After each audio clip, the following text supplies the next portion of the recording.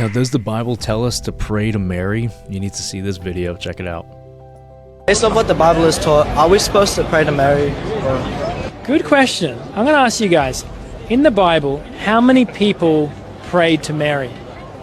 I'm not sure. None. Exactly. 0. You'd think if praying to Mary is something we should do, you'd expect the apostles to be encouraging it. Mary likely would have died, and yet no one starts praying to her. Or even think of the saints in the Old Testament, like Abraham. He's the father of the faithful, and yet no one prayed to Abraham. No one prayed to David. Praying to saints, do you think God, who is a jealous God, do you think he's happy with that?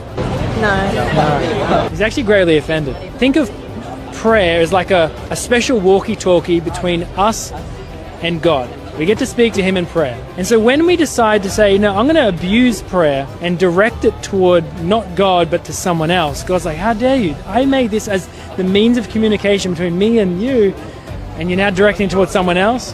And he's actually offended. It is a sin. Does that make sense? Yeah. Even the Lord's Prayer tells us, pray like this, our Father who is in heaven. There was someone in the Old Testament, Daniel, he got thrown into a lion's den.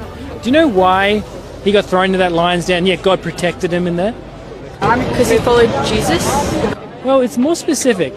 There were some enemies of Daniel who made a law that you can only pray to the king and to no one else. And so do you think Daniel compromised?